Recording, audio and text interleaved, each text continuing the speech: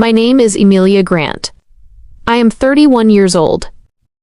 Exactly 1 month ago, at a formal anniversary dinner for my stepfather's company, something happened that forced me to erase myself from their world forever. Picture this: a massive ballroom in a 5-star Chicago hotel, crystal chandeliers, soft lighting, hundreds of guests in expensive suits and evening gowns. Waiters moved silently carrying champagne, and standing on stage was the man everyone considered the epitome of success, my stepfather, Daniel Grant. He held the microphone and smiled, that perfect smile behind which lurked something ice-cold. He began introducing the family, his wife, my mother, with pride, his son from his first marriage, with admiration, the future heir to the business. And then he reached me. "And this is Amelia," he said, letting out a slight smirk, "the girl who never quite found herself. We tried to help, but not everyone is cut out for it." A ripple of laughter echoed through the hall, subdued, but sharp enough to hit harder than a slap in the face. I stood there, motionless. I didn't cry. I didn't argue. I simply picked up my glass, raised it, and calmly said, "To your health. This is the last evening you will ever see me." And I walked out. The silence behind my back was louder than any words. To understand why this happened, we have to go back 13 years. Our family always looked picture perfect. A suburb of Chicago, a large house, private school, cars for every family member. My father died when I was 9. A sudden heart attack. A year later, my mother remarried. Daniel Grant. Successful, charismatic, persuasive. He didn't come alone. He had a son, Oliver, 2 years older than me. At first, everything seemed fine. Then I became redundant. Not because they openly mistreated me. No. It was far more subtle. Oliver got everything new. I got what was still good enough. His achievements were celebrated. Mine were ignored. He was the future. I was just present. My mother, she changed. She tried too hard to be an accommodating wife. Slowly, she stopped being a mother to me. There was only one person who truly saw me. My grandmother, Eleonora. She called every week. "You're not like them," she would say. "And that is your strength." When she passed away, I was 18. That was when I received something from her that no one else knew about. More on that later. I was 19 when my life was decided for me. I was in university. Economics. Top grades. On scholarship. I had plans. One day, I was summoned home. A family meeting. I already knew what that meant. My stepfather's office. Heavy desk. Cold air. My mother sat beside him. "Amelia," he began without looking up, "we need to make a rational decision." I stayed silent. "Oliver has been accepted into a prestigious business school. It's an investment in the family's future. We cannot afford to pay for everything at once. So you will be taking an academic leave." I stared at him. "You promised," I said softly.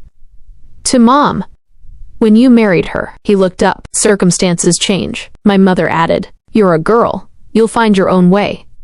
It's not as critical." In that moment, something inside me broke. At the exact same time, it grew stronger. I didn't argue. I just nodded. A week later, I left.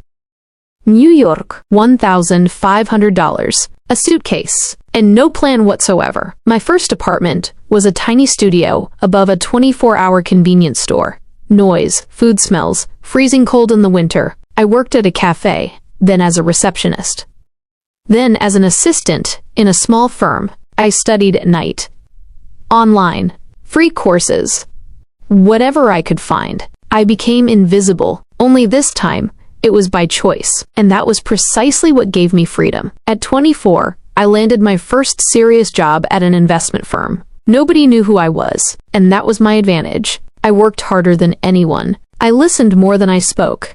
And I remembered everything. A few years later, I was managing projects. A couple of years after that, I started my own business. Small, risky, but mine. This is where the secret comes in. My grandmother's inheritance. It wasn't cash. It was shares. Old, almost forgotten shares in a company that was worth pennies back then. I didn't sell them. I researched. I understood the potential. And I invested even more. 10 years later, that company became part of a massive holding group. My worthless papers turned into a fortune. Real, quiet, invisible, just like me. And then came that evening, the anniversary of Daniel Grant's company. I didn't show up as family.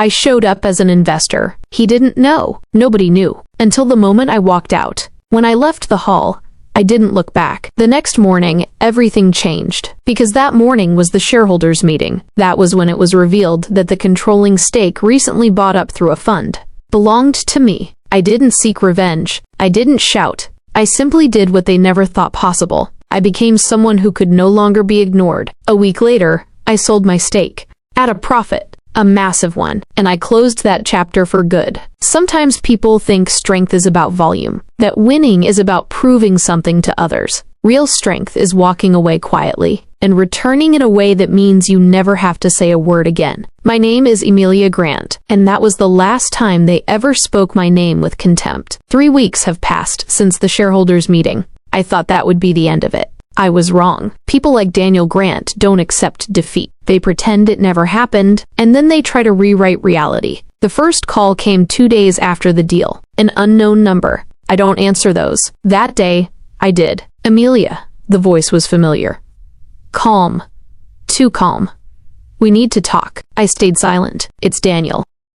Pues. I'm busy, I said. It's about the family. I let out a cold laugh. I don't have one. And I hung up. He didn't stop there. A week later, a letter arrived. Not an email. A real paper letter. Signed by my mother. We need to meet. No explanation. No emotion. As if we were negotiating a contract instead of years of wreckage. I stared at that envelope for a long time. For the first time in years, I felt not anger, emptiness. Yet, I agreed to meet. Not for them. For myself. We met at a restaurant. Expensive. Discreet. No unwanted spectators. She arrived early. My mother. Looking at her, I realized time hadn't passed lightly for her either. She had aged. Not on the outside. On the inside. You look wonderful, she said. So do you, I replied automatically. A lie. We both knew it. Pues. Emilia, she began, then hesitated. This has gone too far. I looked at her. No. It went exactly where you drove it for years. She cast her eyes down. Daniel lost his standing. After what happened, investors started asking questions. I remained silent. Do you realize what you've done? That was the moment I smiled for the first time during the meeting. Calmly, yes. Pues. I became the mistake you underestimated. She tried to keep talking. About family. About the past. About wrong decisions. Not once. Not a single time did she say, I'm sorry. That was when I knew for certain. Nothing had changed. They were simply on the receiving end now. Why did you come? I asked. She looked up. For a second, I saw the woman she used to be. Weak, frightened. Because you're my daughter. Silence. Long. Heavy. I leaned in slightly. No, I said quietly. I was your daughter when I was 19. And you let them break me. She closed her eyes. I didn't stop. You chose comfort. You chose him. Every single time. Silence. And I chose myself. After that meeting, I had no remaining doubts. I felt no guilt, no desire to undo anything. Only clarity. The story didn't end there, though. A month later, what I had anticipated finally began. The retaliation. Articles started appearing in the press. Unexpected investor. Shadow player. Dubious past. They dug. And they found things. My job at the cafe. My debts early on. My dropout from university. They tried to turn my journey into a weakness, to make a scandal out of it. What they failed to understand was that none of it held power over me anymore. 2 days after the articles dropped, I was offered an interview, a major publication, a very major one. In the past, I would have declined. Not this time. The studio was cold. The lights were bright. The journalist was prepared. Emilia, he began. Many call your story controversial. I nodded. That's fine. You're accused of exploiting the situation to destroy your family's business. I looked straight into the camera lens. I never had a family in that business. Pues. And I destroyed nothing. I simply seized an opportunity that no one else had the vision to see. Couldn't you have helped them? I smiled. It's interesting that this question is directed at me, and not at them when I was the one who needed help. The silence in the studio turned dense. After that interview, everything shifted. Not overnight, but irreversibly. People stopped seeing a scandal. They saw a story. A real one. That proved far more powerful than any excuses. Daniel's company started losing ground. Not because of me. Because of trust. The kind you can't buy. The kind you can't regain if you never had it in the first place. Oliver left. He sold his shares before the ship went completely under. As always, he chose himself. I wasn't surprised. A year passed. I stood by the window of my office in New York. The city buzzed with life, noisy, restless. For the first time in a long time, I didn't feel like I was fighting. I felt peace. Sometimes people ask me, "Do you regret it?"